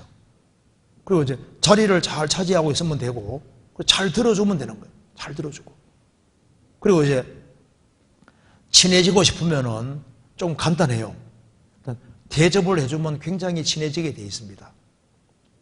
그리고 더 중요한 것은 내가 하나님을 기쁘게 하고 쭉 살아가면 주님이 내게 적절한 사람을 붙여주세요. 참 신기합니다. 그러니까 이제 나하고 좀 코드가 맞는 사람 있으면 좋잖아요. 그런데 주님이 외롭지 않도록 또 그런 사람 붙여주셔서 또 특별히 교제할 수 있는 사람이 옆에 이렇게 연결시켜 주시는데 외롭지 않게 만들어 가십니다. 다니엘이 바벨론 포로 잡혀갔을 때 혼자 신앙생활하면 힘들잖아요. 주님께서 그 중에서도 절친한 사람들, 사드락, 메삭, 아벤노고 그런 친구를 옆에 두시지 않습니까?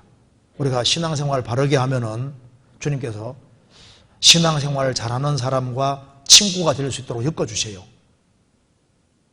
그래서 바울 사도가 정말 전도를 열심히 하니까 주님께서 디모데 같은 사람 다 연결시켜 주시고 지도 연결시켜 주시고 좋은 사람 연결시켜 주시지 않습니까? 주의를 같이 하게 하려고.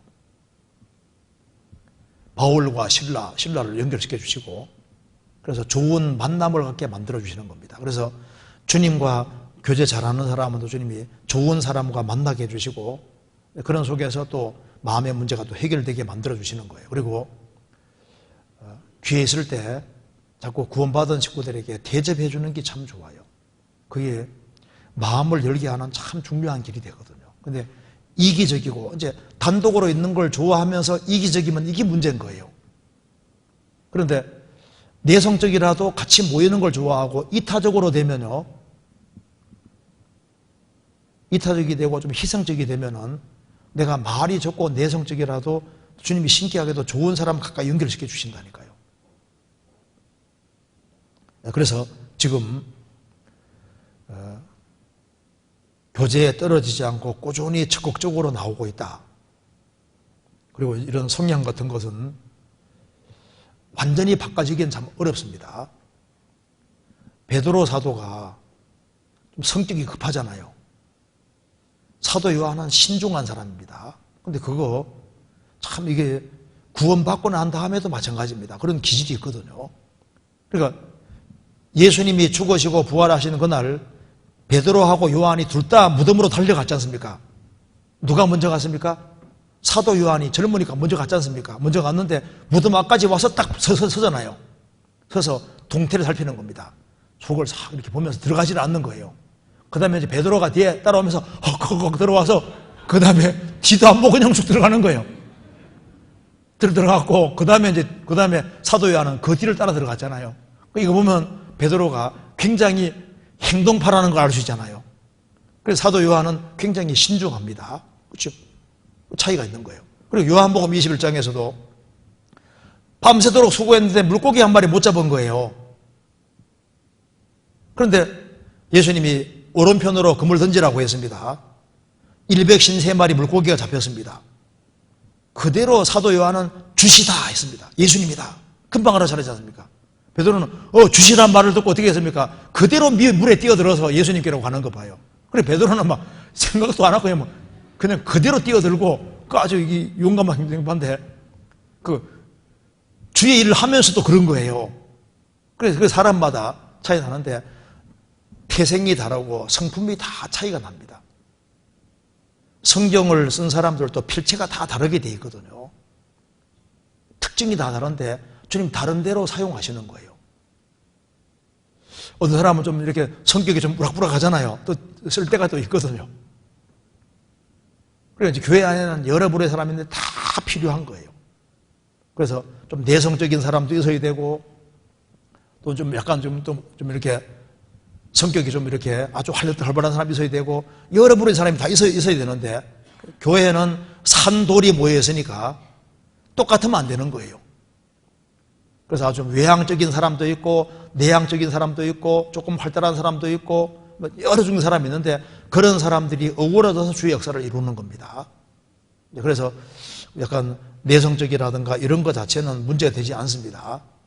문제는 교제에 안 나오는 게 문제고 적극성을 안 가지는 그게 문제인데 떨어지지 않고 적극적으로 나오고 있는데 친밀해지기가 안 쉬운 이런 거 있지 않습니까? 그런 것은 큰 문제가 안 되고 믿음으로 딱 이겨나가야 되는 것이 맞는 겁니다. 지금 하는 대로 꾸준히 하시면은 조금 바꿔져요. 저도 바꿔지는데 조금씩 바꿔지더라고요. 그래서 제가 얼마 전까지만 하더라도 인터뷰 이제 하러 오면요 계속 도망 다녔거든요. 이제 크리스마스 그때 이제 성도 구제 밤 다 다가오니까 이제 한마디 해주시라 그러면요 어떻게 하든 간에 제가 서울교회 있을 때는 무조건 막 거의 피해 다니고 그때가 되면 또 의뢰 오니까 도망 다니고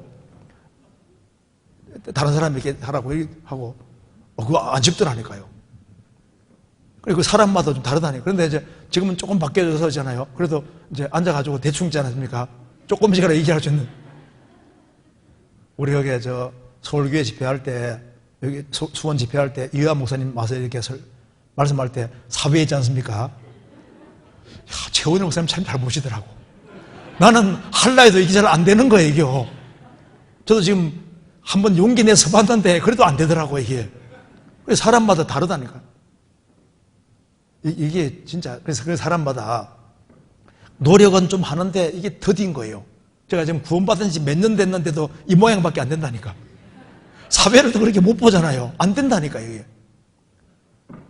그러니까 이제 좀 바꿔지긴 바꿔지는데 이게 참 더디게 바꿔져. 그러니까 이제 이게 성격적인 거 이런 것은요, 참 더디게 바꿔지는 게 맞아요. 근데 더디게 바꿔줘도 조금씩은 조금씩은 바꿔지는 거예요. 조금씩. 그러니까 이제 이것은 문제가 안 될 거다, 그 말입니다. 그리고 조금씩 바꿔지면 좀 기뻐하실 겁니다. 그 다음 넘어가 보겠습니다. 그 다음 여기에 좀 중요한 질문이 나와 있는데요. 제가 읽어보겠습니다. 하나님께 정말 복받고 싶은 성도입니다. 시편과 잠언에 보면 정직한 자에게 복을 주신다는 말씀이 많이 있습니다. 제가 정직하지 못해 하나님께 복을 받지 못하는 것이 아닌가 하는 생각이 듭니다. 정직이란 말 그대로 거짓을 말하지 않는 것을 의미하나요? 아니면 다른 함축된 뜻이 있는지 궁금합니다. 이게 얼마나 중요한 질문입니까? 여기 하나님께 정말 복받고 싶은 성도입니다. 복을 받았잖아요, 벌써. 구원받았다는 것이 이게 정말 복받은 거예요. 구원받은 것보다 더 큰 복이 없잖아요.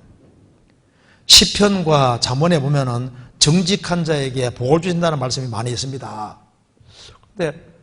근데 내가 정직하게 살려고 하는데 정직하지 못해서 복을 받지 못하는 것이 아닌가 하는 그런 생각이 든다고 말입니다. 그리고 또 한 가지 질문은 정직이라는 말 자체가 말 그대로 거짓을 말하지 않는 그런 걸 의미하느냐 아니면은 다른 함축된 뜻이 들어있느냐 하는 질문입니다. 자, 구약시대 때는 이스라엘 백성들을 육신적으로 택하셔서 이스라엘은 순종의 길을 걸어가면 들어가도 복, 나가도 복이잖아요. 육신적으로 복받았습니다. 이스라엘은 눈에 보이는 축복을 통해서 하나님이 이스라엘 역사 통해서 신령한 걸 설명해 주고 있는 겁니다. 신약시대에 이제 그리스도인이 되면은 육신적으로 무조건 잘 되는 것을 복이라고 성경에 말하지 않았습니다. 그런 식으로 말하면은 신약 성경 14권을 기록한 바울 사도는 육신적으로 가장 복받아야 될 사람인데 하나님 앞에 가장 귀하게 쓰임받은 대표적인 사람인 바울 사도가 신앙생활하는 가운데 제대로 먹지 못한 것이 얼마나 많이 있었습니까? 그는 얼마나 많이 고통을 받았습니까? 그런데 그가 고통을 받은 것이 저주를 받은 겁니까? 정말 복을 받은 겁니까? 복 중에 정말 복을 받은 거잖아요. 하나님께 쓰임받는 것이 정말 복인 거예요. 성경 고린도후서 11장 찾겠습니다. 자, 바울 사도가 얼만큼 육신적으로 복을 받은지 봅시다. 고린도후서 11장 23절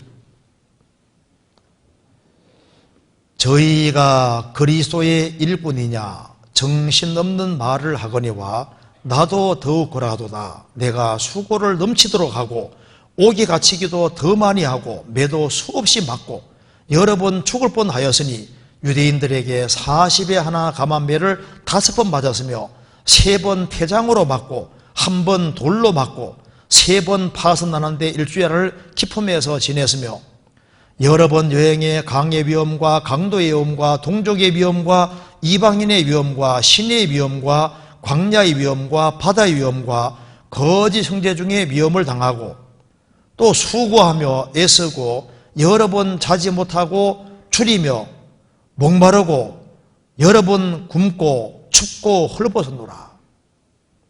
자, 바울서도 육신적으로는 망한 사람이죠. 그리고 이제 로마에 전도하러 가서 2년 동안 어디 살았는 줄 아시죠? 찾아봅시다. 사도행전 28장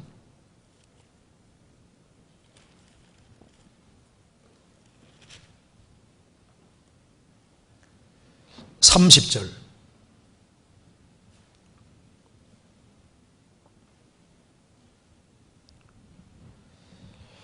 바울이 온 이태를 2년을 자기 셋집에 유하며 자기에게 오는 사람을 다 영접하고 담대히 하나님 나라를 전파하며 주 예수 그리스도에게 관한 것을 가르치되 그 많은 사람이 없었더라. 그 다음에 이제 참수형 당해 죽지 않습니까? 온 인연을 자기의 셋집에 유하며, 그런 집도 하나 없었습니다. 그런데 바울 사도가 복을 정말 넘치게 받은 사람이잖아요.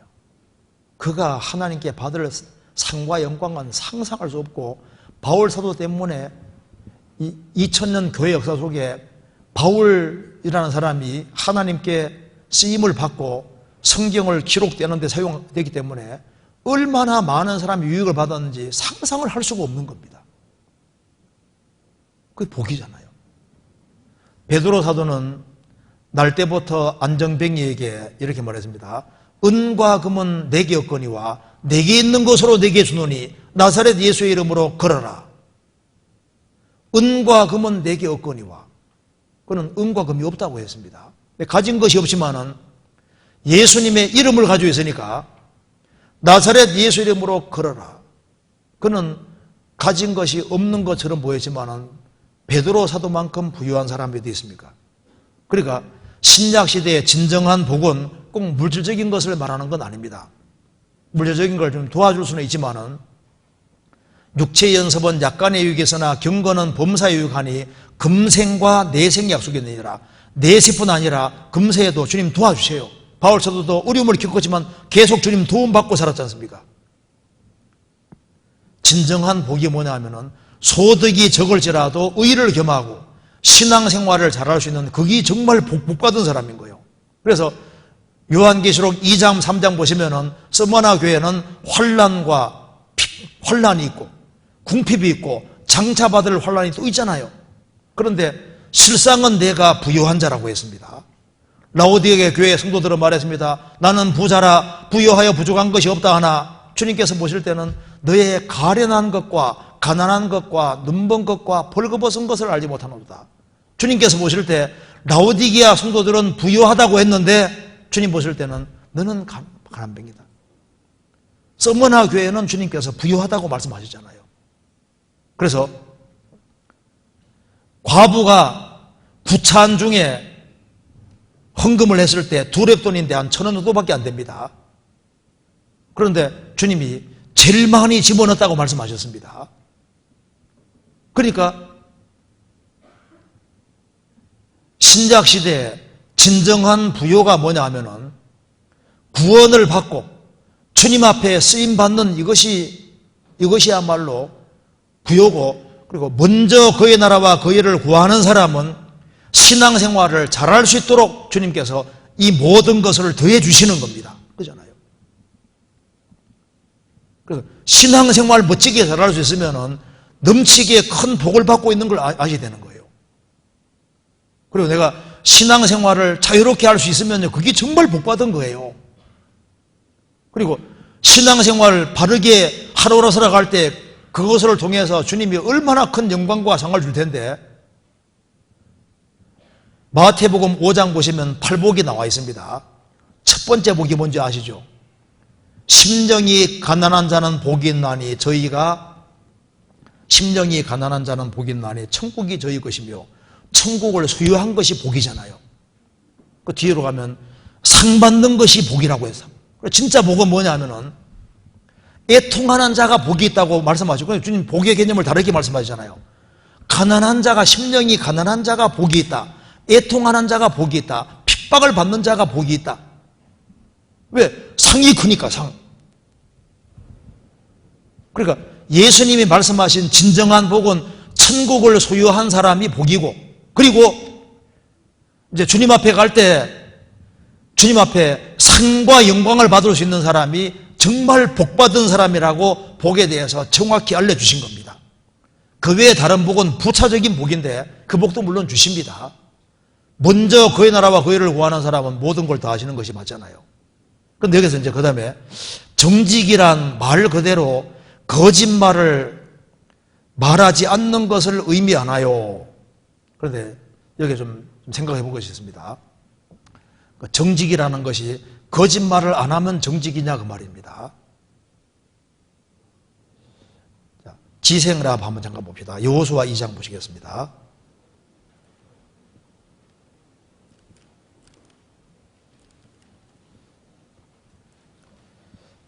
2장 3절입니다.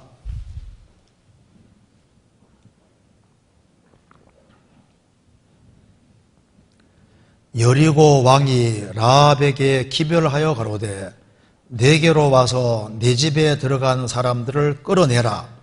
그들은 이 온 땅을 탐지하러 왔느니라. 그 여인이 그 두 사람을 이미 숨긴지라. 가로되 과연 그 사람들이 내게 왔었으나 그들이 어디로서인지 나는 알지 못하였고 그 사람들이 어두워 성문을 닫을 쯤 되어 나갔으니 어디로 갔는지 알지 못하되 급히 따라가라. 그리하면 그들에게 미치리라 하였으나 실상은 그가 이미 그들을 이끌고 지붕에 올라가서 지붕에 버려놓은 3대에 숨겼더라. 이게 라합 보면 뻔뻔하게 거짓말하죠. 정탐꾼을 싹 감춰놓고 난 다음에 아주 능청맞게 왔었는데 갔는데 여기 성문 닫을 쯤 해서 갔으니 빨리 따라가면 잡을 수 있을 거라고. 빨리 가라고. 빨리. 능청맞게 거짓말했습니다. 그런데 이때 정탐꾼이 왔는데 감춰놓고 저기 있어.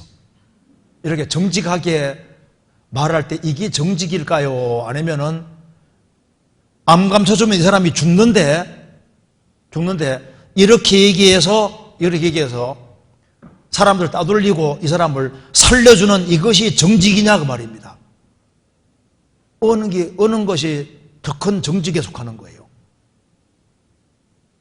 그러니까 정직이라는 말을 단순하게 그냥 거짓말을 했다 안 했다 이거 가지고 정직이라는 걸 쉽게 결정하는 것도 상당히 문제가 있습니다. 생명이 왔다 갔다 하는 이 중요한 문제에 있어서 어느 것이 정직한 거냐 그 말입니다. 코리된 붐은 유대인을 감춰줬다는 이유 때문에 오랫동안 감옥 생활했지 않습니까? 그런데 자기 집에 유대인이 들어왔는데 감추고 없다고 한다 그 말입니다. 그때 없다고 해야 되냐, 잡혀가면 죽는데 있다고 해야 되냐 그 말입니다. 이게 정직 문제 부딪히잖아요.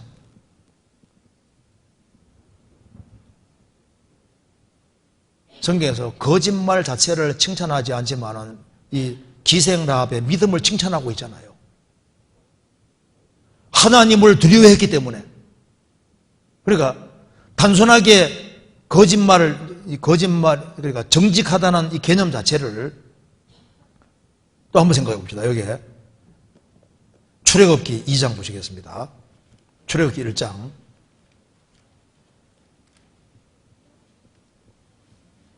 15절.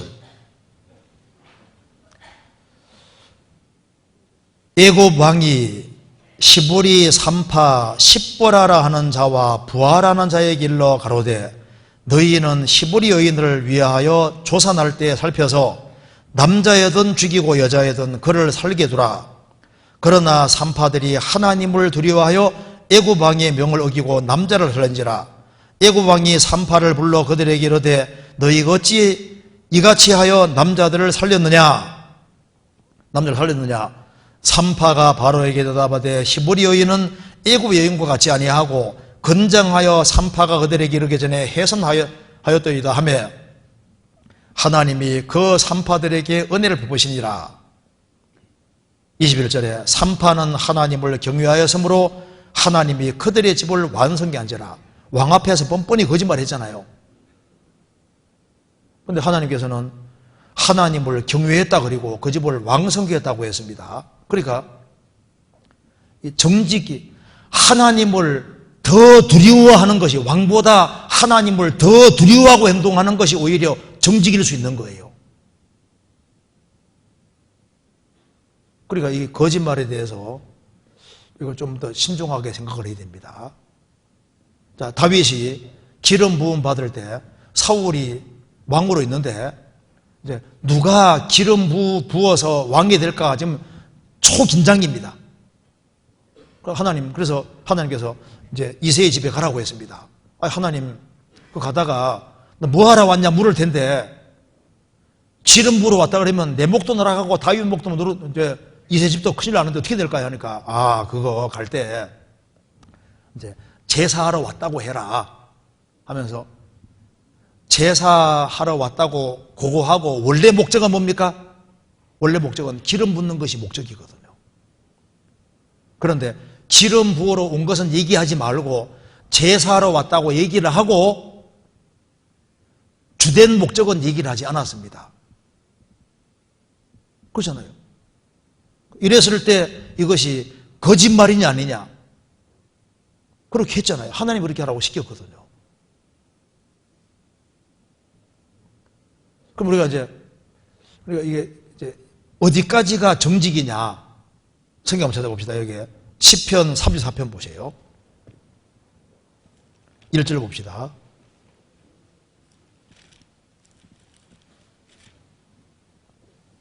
1절 앞에 봅시다. 표제에 보면은 다윗이 아비멜렉 앞에서 미친 채 하다가 쫓겨나서 지은 시, 이제 사무엘상 21장에서 나와 있습니다. 다윗이 까딱하면 죽게 생긴 거예요. 그래서 다윗의 죽인 자는 만만이고 사울의 죽인 자는 천천히를 하지 않았습니까? 그 말하니까 목 날아가게 생겼으니까 그대로 그냥 미친 채 하면서 있지 않습니까? 침을 질질 흘리면서 미친 채 하고 신용해, 거짓으로 신용했습니다. 위기를 싹 벗어났잖아요. 그런데 안 미쳤는데 미친 채 하는 것도 거짓이죠? 근데 성경에 뭐라 했습니까? 다윗은 일생 동안 하나님 앞에 정직히 행했다. 그러니까 이제 남을 막 사기치는 거, 그런 거하고 다르게 생명을 살리는 문제에서 거짓말을 했을 때 그게 정말 어느 정도 거짓일까? 부모님이 지옥 가게 생겼는데 여행 간다고 하고 와서 수양회를 데려왔다 그 말입니다. 그러면 이것이 여행은 여행이잖아요. 근데 주된 것은 이게 이제 수양회 말씀 듣는 건데 그렇게 해가지고 이제 부모님이 구원을 받았다 이랬을 때 이것이 거짓이냐 정직하고 하나님을 경외하는 것이냐 그것에 대해서도 또 있잖아요. 이게 좀 그죠? 그러니까 이것이 단답형으로 얘기하기가 어려운 거예요. 그렇잖아요. 부모 자식 관계에 대해서도 마찬가지고 여러 가지가 이제 있는데 이걸 하나님 앞에 정직히 행한다는 것이 하나님을 경외하면서 생명의 소중한 것을 알고 그 진리 가운데 행하는, 얘기하려면 좀 얘기가 좀 긴데요. 어쨌든 간에 이걸 단답형 가지고서 어떻게 그럴 수 있냐고 막 이렇게 함부로 판단하고 이런 것도 조심해야 됩니다. 기생라 정당 감춰가지고 이제 살렸으면 니 왜 그렇게 거짓말 했냐? 네가 하나님 믿는다는데 그렇게 거짓말 할 수 있어? 꼭 여리고 왕 앞에 그걸 거짓말 했잖아. 이렇게 말해야 되냐 그 말입니다. 십부라 부하에 대해서 왕 앞에서 거짓말 했는데 그렇잖아요. 그러니까 이제 이 거짓말을 이 개념 자체가 생명에 관계되는 그런 것이 될 때 거짓말보다 훨씬 더 큰 상위법이 있을 수도 있는데요. 나중에 한번 기회 주어지면 또 자세하게 한번 얘기할 수 있을 것 같습니다. 어쨌든 간에 이걸 좀 생각해야 되고, 그래서 이제 우리가 어떤 사람을 판단할 때 조심해야 됩니다. 그리고 이제 단순하게 거짓말한 게 툭 드러났을 때 그 사람을 막 거짓말장이라고 막 매도하는 것도 조심해야 됩니다. 상황을 다 들어보고 상황을 또 다 들어보고 그렇게 할 필요가 있는 겁니다.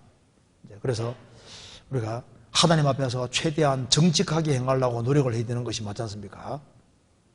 그리고 그 정직이라는 것 자체가 정말 어느 쪽이 하나님께 영광이 되는지를 잘 생각해서 정직하게 우리가 행동을 하게 될 겁니다. 이건 여기까지 얘기하고, 근데 마지막으로 질문 하나 여기 보시겠습니다. 마가복음 1장 11장 보시겠습니다. 마가복음 11장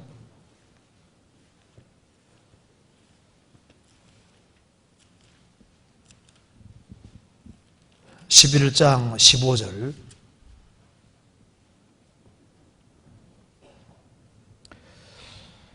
저희가 예루살렘에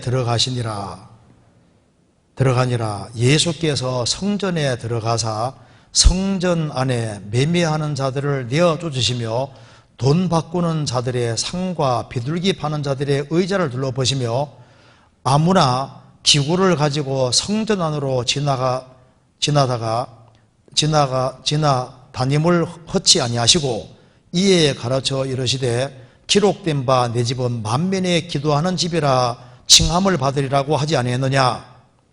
너희는 강도의 구례를 만들어두다 하심에, 이 말씀에서 우리 교회가 마가복음 11장 15절에서 17절에 떳떳한지요. 우리 교회가 이 구절에 떳떳하다고 할 수 있느냐. 여기 보면 이제 주일마다 이제 교회당 건축이라든가 이런 것 때문에 팔러 온다 그 말입니다. 어머니 원래 이런 데 팔러 온다 그 말입니다. 그런데 이게 이제 합당하냐 하는데 이거 잠깐 생각해 봅시다. 이제 왜 이 말이 나오냐면 봐요. 예수님이 만민의 기도하는 집이란 말을 하지 않습니까? 이게 왜 그러냐면은 솔로몬 성전을 보면은 성전에 이게 제일 바깥이 이게 이방인의 뜰입니다. 이방인의 뜰이 있고, 그 다음에 이제 여인의 뜰도 있고, 그 다음에 이제 여인의 뜰도 있고, 유대인들이 출입할 수 있는 뜰도 있고, 그 다음에 이제 제사장이 또 들어갈 수 있는 공간이 또 따로 있는 다 정해져 있습니다. 그런데 하나님의 계획 속에 왜 여기에 이방인의 뜰을 두셨냐 하면은 이방인들이 하나님의 원래 구원 계획 속에 들어가 있는 거예요. 그리고 이 당시에 하나님께서 말씀하시기를 멀리서 1년에 3차 하나님 앞에 예배하러 올 때 이제 양이나 소 가져오기가 어려우니까 하나님께서 성전 밖에서 양 같은 걸 사가지고 이제 들어와서 하나님께 제사하게 한 겁니다. 그런데 유대인들은 요게 이방인의 뜰에 들어와서 여기에서 장사를 하고 있는 겁니다. 밖에서 해야 되는데. 왜 그렇게 하냐 하면은 이방인들은 개처럼 취급해서 하나님의 구원과는 전혀 상관없는 인간으로 생각했던 거예요. 그래서 예수님께서 내쫓으면서 내 집은 만민이 기도하는 집이다 이렇게 말씀하시고 내쫓아버리지 않습니까? 그런데 지금 아셔야 될 것은 신약 시대 때는 어디가 성전입니까? 신약 시대 때는 이런 건물 성전이 없는 겁니다. 구원받은 무리가 성전이고 이건 교회당이에요. 교회당. 그렇기 때문에 이제 이렇게 주일날이라든가 어머니 올레 때 와서 이제 교회당 건축을 위해서 지역교회에서 물건을 가져와서 선한 목적으로 이렇게 물건을 팔고 이렇게 해서 건축공급하는데 도움 받고 하지 않습니까? 이것이 하나님 말씀을 어기는 거냐, 이게 죄냐 아니냐 했을 때 죄는 분명히 아닙니다. 이게 죄면은 하면 안 되죠. 이건 죄 문제가 아니라 덕이 되냐 안 되냐 그 문제인 거예요. 덕 문제인 겁니다. 하나님 말씀을 어기는 건 하지 말아야죠. 그건 하나님 말씀을 어기는 문제가 아니라 좀 남 보기에 좀 덕스러우냐 덜 덕스러우냐 그 문제에 속하는 거예요. 죄가 되는 문제가 아니다 그 말입니다. 무슨 말이 되세요?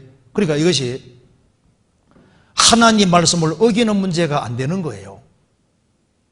왜냐하면 구약 시대 때 솔로몬이 성전을 지었고 신약 시대 때는 성전이라는 것 자체가 건물 성전은 지금은 없는 겁니다. 그렇잖아요. 구원받은 사람들이 모이는 무리가 성전인 거예요. 그러니까 건물은 교회 당에 그리스도인들이 모이는 집이다 그 말입니다. 집. 그렇기 때문에 주님께서 여기서 왜 책찍 들고서 내쫓고 했냐면은 만민의 기도하는 집인데 이방인도 하나님의 구원 계획 속에 포함되어 있는데 이방인들을 개처럼 취급하면서 그 이방인들이 하나님의 구원 축복 속에 들어온다는 자체를 싹 무시하고 이방인들은 구원 축복에서 배제된다고 생각하고 있는 거예요.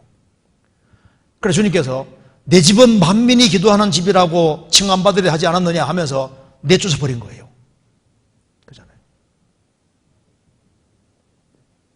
이것은 성전에 관계되는 얘기였고, 지금은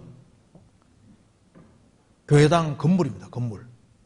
건물 안에서 영혼을 건지기 위해서,